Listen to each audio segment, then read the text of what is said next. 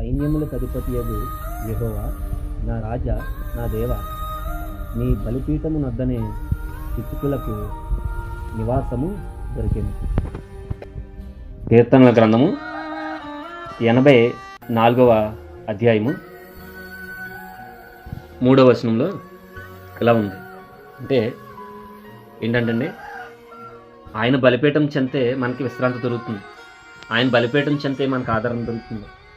ఆయన బలిపీఠం చెంతే మనకి సమస్తము కూడా దొరుకుతాయి. కాకపోతే ఇది ఎవరికి తెలియక అనేక విధములైన మార్గాల్లో వెళ్తూ ఉంటాం. చాలామంది తెలియదు.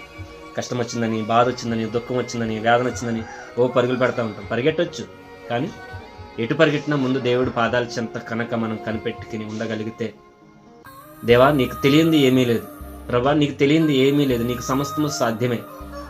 గుడ్డివారికి చూపునిచ్చావు, కుంటివారికి కాళ్ళనిచ్చావు, రోగిని స్వస్థపరిచావు, మరణించిన వారిని సైతం లేవదీసావు అని ఆయన పాదాల చెంత మనం అడిగి మన పని, మన భారాన్ని ఆయన మీద పెట్టి మనం వెళ్ళగలిగితే అప్పుడు మనకి సమస్తము ఆయన చేయగలడు. కానీ మనం అది ఏమీ చెయ్యం. ఎందుకంటే మనుషుల మీద ఆధారపడ్డాం, ఎందుకంటే మనుషులను అడగడం. బలమైన దేవుడిని, శక్తివంతమైన దేవుడిని మనం కలిగి ఉన్నాం. కొన్ని పరిస్థితులను బట్టి దేవుడు కొన్ని మనకు నేర్పుతాడు, కానీ మనమే నేర్చుకోం. ఈ వాక్యాన్ని బట్టి నేర్చుకున్నాం, దేవుడు పాదాల చెంత కనిపెట్టుకున్నాం. ఎటువంటి సమస్యనైనా ఆయన మన దగ్గర నుంచి తొలగించగల సమర్థుడు మన దేవుడు.